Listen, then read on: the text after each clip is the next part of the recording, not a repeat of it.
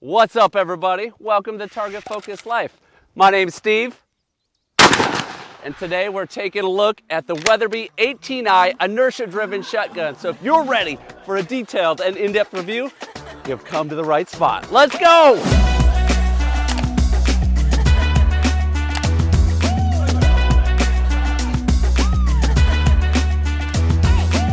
Hey guys, when it comes to hearing protection, I say it's always better safe than sorry. You can't go too far. That's why I've been using the walkers, right? They make awesome muffs. I love these ones. They're cool. They're electronic, so you can hear well. You don't have to yell at people while you're wearing Ear Pro. They got other muffs, a lot of different muffs. They got Bluetooth corded. These are cool. They got wireless Bluetooth. Was I yelling that whole time? I feel like I was kind of yelling. Wireless Bluetooth in-ear. These are what I wear when I shoot. Want to give a huge shout out to Walkers. Keep my ears protected. I got a link and discount code in the description. A lot of great options. Let's get back to the video. So before I take a gun out and review it, I do research. I look at the manufacturer's website, and I'm always interested in what the manufacturer has to say. I took this little clip from Weatherby's website. It says, built to Weatherby's exacting standards in Italy. The 18i uses a proven inertia operating system to deliver an evenly weighted gun with superior reliability. We're gonna see if that's true today. Now, as you may or may not know, Weatherby is actually located in Sheridan, Wyoming. I've been out there and seen their facility from the outside. They've never invited me inside. I'm not sure, maybe after this video they will, or it depends on what I say about it. Maybe they won't. Anyways, I'm super excited to review the 18i today, starting out with specs. This is a 12 gauge shotgun, inertia driven in 3-inch. There is 3.5-inch versions available. I'm gonna pass on a 3.5-inch gun. I find that the 3-inch guns are more reliable, especially if you're doing, say, waterfowl hunting, and then also clay shooting. A 3.5 gun isn't as reliable through a wide range of different ammo loads. The MSRP of this shotgun is $1249, which is intriguing because the type of gun that it is seems comparable just at surface level to some of the other inertia operated shotguns that are $1,600 to $1,800, so considerably more affordable. We'll put it to the test. I'll give my final thoughts at the end. Now, the manufacturers do generally put the weight online, but what I found is it doesn't always match. So we're gonna go ahead and weigh this gun out ourselves. So we're at 7 pounds, 1.2 ounces. On Weatherby's website, it says 7 pounds, so it's just a little over an ounce more than what the website says. 7 pounds though, fairly light semi-auto shotgun. That's not always a great thing. We'll put that to the test. Let's look at the dimensions. Now, there were some dimensions on the website, but I did change the stock. I added some shims. The Weatherby 18i comes with a shim kit, so you can have some impact on your drop at comb as well as your cast. I primarily made a change to the drop, but let's take a look at the length of pull. That's the distance from the middle part of the trigger to the middle of the butt plate. We're about 14 3/8. That's short for me. I need a gun that's closer to 15 inches. This only comes with this butt pad. I think you could probably find other butt pads that are thicker and do that, whether it's a Weatherby or a third party. So you probably have options to increase length of pull. Not any really good options other than cutting the stock to decrease length of pull. And then the drop is where I usually have issues with shotguns. Most shotguns are too low for me. I got this long head, long neck, and so I need a little higher comb. And so I went ahead, took off the stock, added shims to increase the comb height. So I'm sitting just over, it looks like 1 5/8 inches. And so you do have some adjustability here. We won't get too in depth. This is a big thing I'm gonna be talking more about in these videos and these reviews is fit. Right? I've made some videos that talk about fit, understanding shotgun fit, what to do about it. We'll put a link in the description, end up here in the card as well, because you can have the best shotgun. It can be a phenomenal shotgun, but if it's not going to fit you as an individual, so what? Right? You're only going to shoot a gun as well as you can get it to fit to you. That's why I really like the manufacturers that include the shim kits and then give you a lot of adjustability with length of pull. This gun out of the box does not have a lot of adjustability with length of pull, but at least it does have the shim kits to affect dropped and cast. The 18i comes with 5 Cryo Plus choke tubes. They are flush mounted. I've already went ahead and swapped it out for a Carlson's choke tube. If you're ever interested in getting a Carlson's choke tube, check the link in the description. I also have a discount code. So one last thing we want to look at with specs is trigger pull. This gun is just over 7 pounds. Let's just feel the trigger. How does it feel? A little spongy on the front side, a little pre-travel. Ooh, I'm gonna say it's right around 7.2 pounds. 7 pounds, 1 ounce. How's that for being exact? Let's see. I'm usually terrible at this. I don't know. You can't necessarily tell weight just by feel, but we'll see here. The wheeler is not gonna lie to me.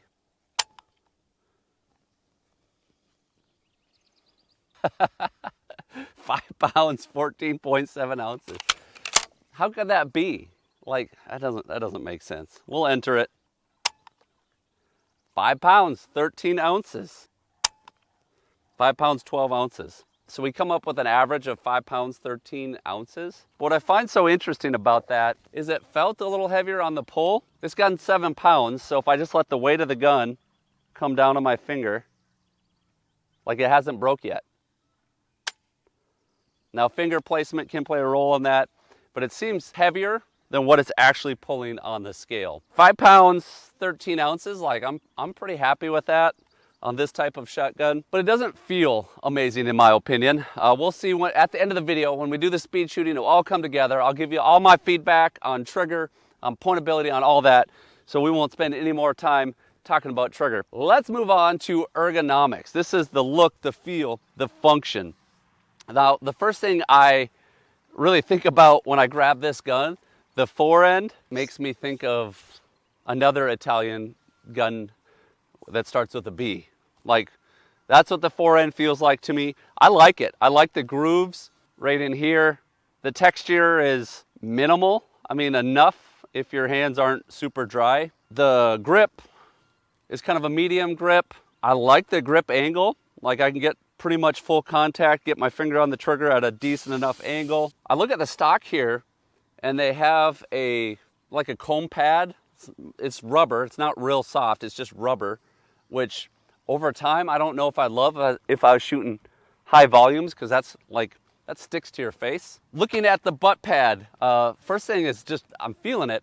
Seems like one that's gonna slide well, and that is accurate with at least what I have on now. Some of these rubber ones are quite sticky, and if they hit your shirt, they get caught up. Now that could be bad mount technique, and we'll talk more about that in another how to shotgun video a little bit later on.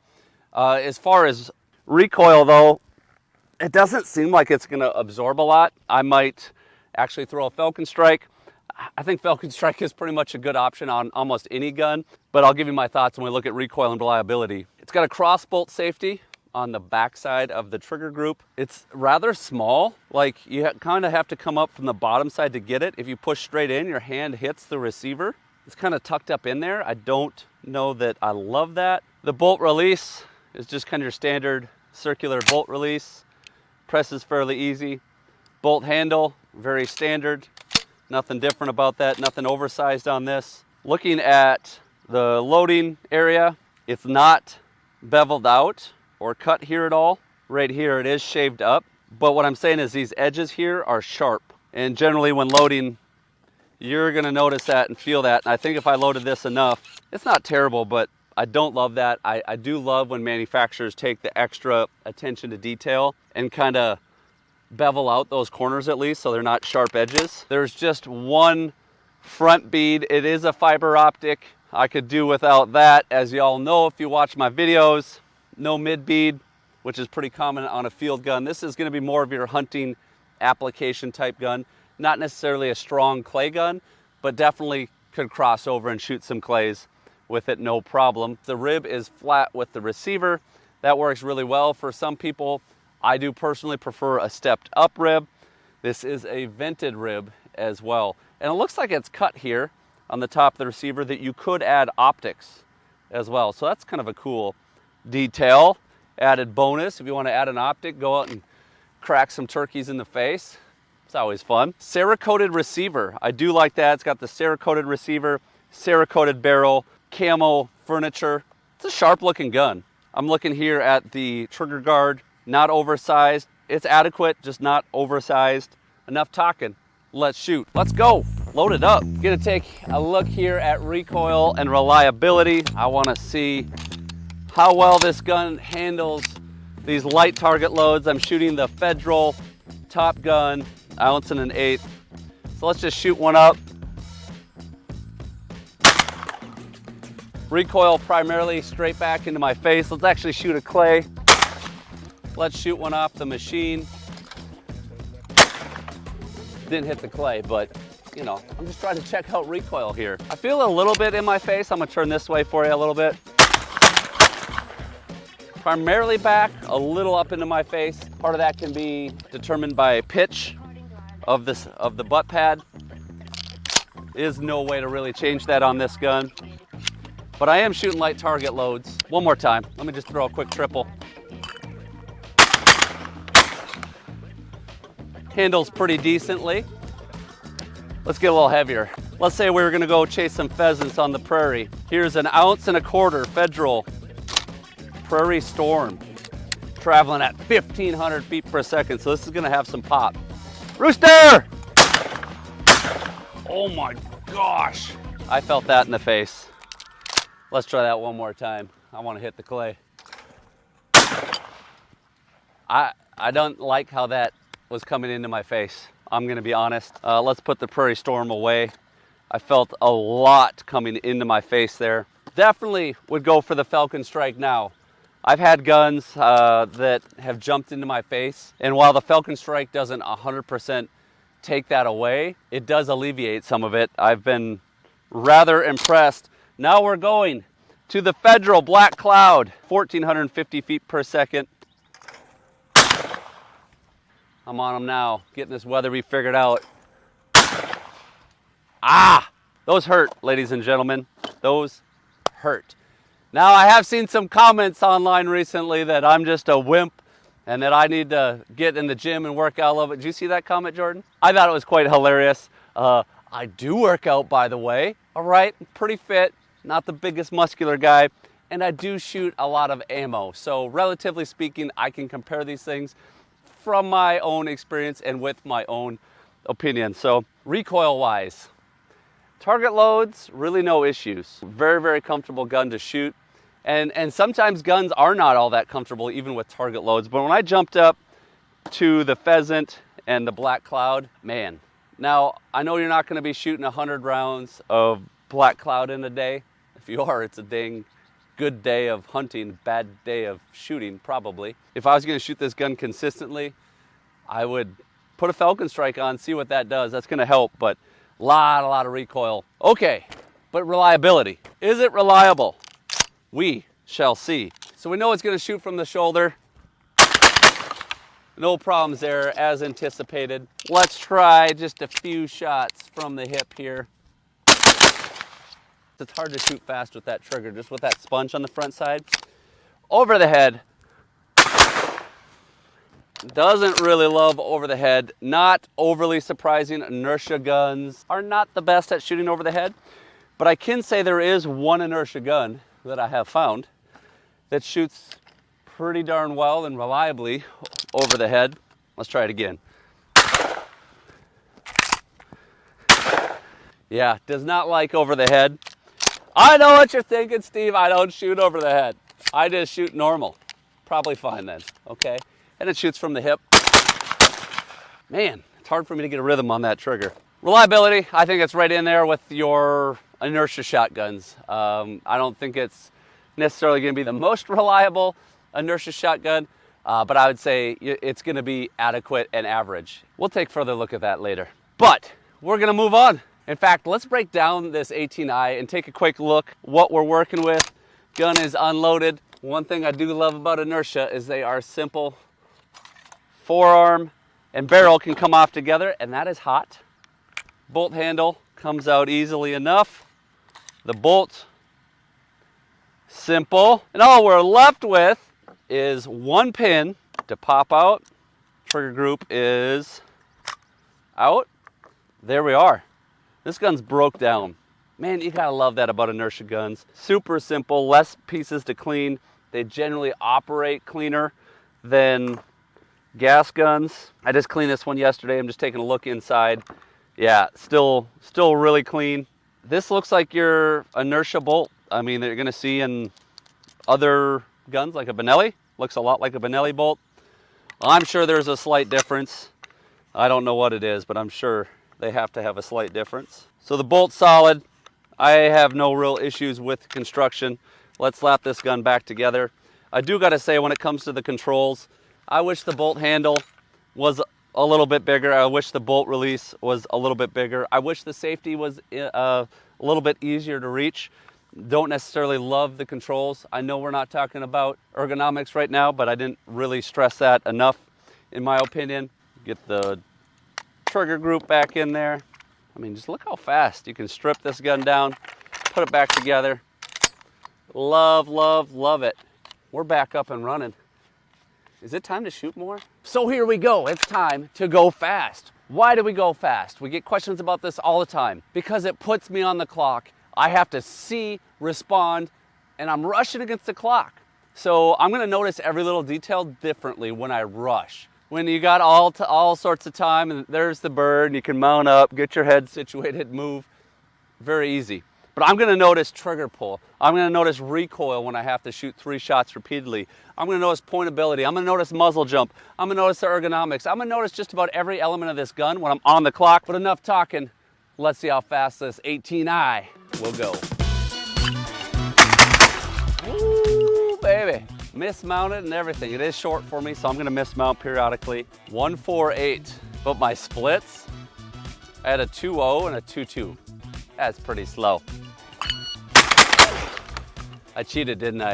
A 2.2 and a 2.1 split. I'm having trouble shooting this gun fast. Let's give it one more try. I didn't get those individually, did I? I finally got down to a 1.7 and a 1.8 split. That's one of the things I'm looking at, is how fast can I repeat shots. I am struggling with this trigger. That was a 1.25. But I will be honest, throughout the speed shooting portion, obviously the shorter length of pull affects me. I am mismounting quite a bit. It's not all length of pull, some of it's just the rushing element, and mounting from one-handed is different than a normal mount. The biggest thing that I noticed overall in this gun is the trigger. And I think it comes down to the amount of pre-travel. I mean, it's gonna be hard to see, but there's a lot of pre-travel before that trigger breaks. Do you see that? Mm-hmm. Yeah. In a normal hunting scenario, you know, where you're boom, boom, boom, probably not a big deal, but when you're trying to move that finger really fast, you gotta, it might have a light pull, which I still have a hard time believing that's only 5 pounds, 13 ounces. It might have a light pull, but like I always say, that's only one of the factors when it comes to trigger pull. Overall, I like this gun. I wish it came out of the box with a way to adjust length of pull so I can make it fit me better. Like I said, there's probably pads you can buy, whether they're Weatherby pads, or I know there's aftermarket pads you can probably buy to adjust that a little bit. I do like that this butt pad pops off. It's easy to get into the bolt, the stock bolt, and adjust these shims. I like that it comes with shims. I love the look of this gun. I like the feel of this gun. Don't love the controls. They are completely adequate, but I guess at this price point, I wish the controls were a little easier to manipulate. I mean, they're not bad. Bolt handle is normal. I wish it was a little bit more oversized, especially if I'm gonna be duck hunting, wearing gloves, that type of stuff. Bolt release, I mean, you gotta have a pretty good strong finger. Loading port was a little sharper than I'd like. Balance, I never did talk about balance earlier. They said this is a very well-balanced gun. To me, it feels a little, balance point is about there. It feels like the barrel's a little whippy. This is a 28-inch barrel. Let me shoot a clay out of the air. I know this is final summary, but I don't want to be done shooting. feels pretty good, actually. Pointability, I think, is pretty good. The one other downside that I kind of was a turn off on this gun was the amount of recoil I experienced in my face when it came to the heavier black cloud and prairie storm loads. I wouldn't say it's way above any of the other inertia guns, but it was quite high. So my recommendation would be is if you get this, make sure you know what your length of pull is and make sure you know you can adjust this to your correct length of pull. Ergonomics, great, looks great, reasonably priced considering that other inertia guns that are very similar to this are $1,600 to $1,800. I like Weatherby, they're out in Wyoming, just great family, great people. So I might be a little bit biased when it comes to that, but overall, here it is, the Weatherby 18i. I would love to hear what you think. If you have experience with this gun, put it down below. If you love it, if you've had issues, we want to hear, because when you share, we all get better together. Thanks so much for watching, guys. Remember, whether you're in the field or in life, you're only going to hit those shots you're laser focused on. So live target focused. See ya.